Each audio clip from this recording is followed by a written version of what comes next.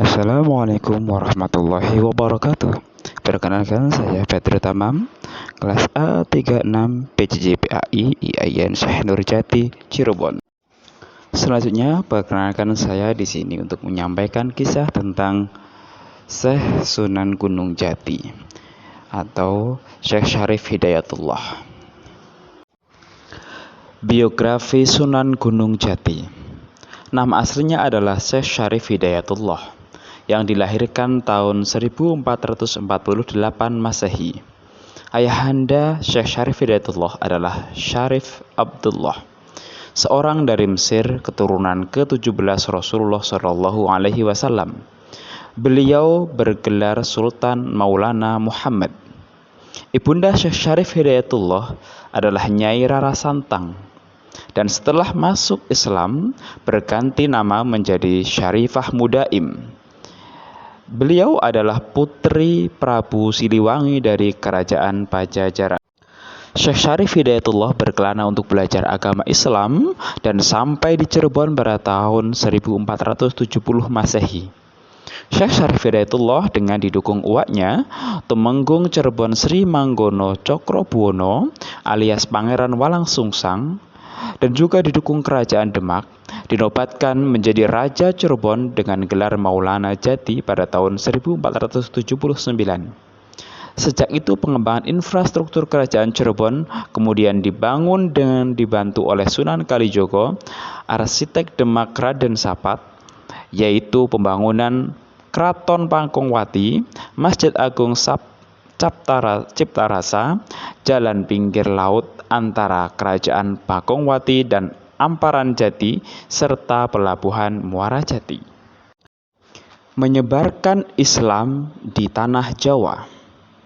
Syekh Syarif Hidayatullah atau Sunan Gunung Jati pada tahun 1526 Masehi mulai menyebarkan ajaran Islam sampai Banten dan menjadikannya daerah kerajaan Cirebon. Dan pada tahun 1526 Masehi juga, tentara kerajaan Cirebon dibantu oleh kerajaan Demak dipimpin oleh panglima perang bernama Fatahillah merebut Sunda Kelapa dan Portugis dan diberi nama baru yaitu Jayakarta.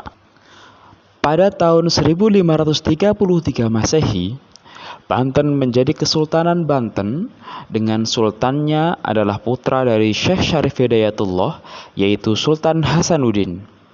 Syekh Syarif Hidayatullah adalah seorang wali songo yang memperkenalkan visi baru bagi masyarakat tentang apa arti menjadi pemimpin, apa makna masyarakat, apa tujuan masyarakat, bagaimana seharusnya berkiprah di dalam dunia ini lewat proses pemberdayaan.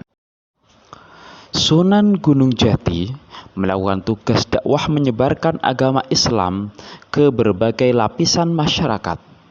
Dengan dukungan personel dan dukungan aspek organisasi kelompok Forum Wali Songo, di mana Wali Songo secara kolektif dijadikan sebagai organisasi dan alat kepentingan dakwah, merupakan siasat yang tepat dan mempercepat tersebarnya agama Islam. Wafatnya Sunan Gunung Jati. Syekh Syarif Hidayatullah atau Sunan Gunung Jati wafat pada tanggal 26 Raya Agung tahun 891 Hijriah atau bertepatan dengan tahun 1568 Masehi. Tanggal Jawanya adalah 11 Krisna Paksa bulan Badramasa tahun 1491 Saka. Beliau meninggal dalam usia 120 tahun. Putra dan cucunya tidak sempat memimpin Cirebon karena meninggal terlebih dahulu, sehingga cicitnya yang memimpin setelah Syekh Syarif Hidayatullah. Syekh Syarif Hidayatullah kemudian dikenal dengan Sunan Gunung Jati karena dimakamkan di Bukit Gunung Jati. Sekian dan terima kasih.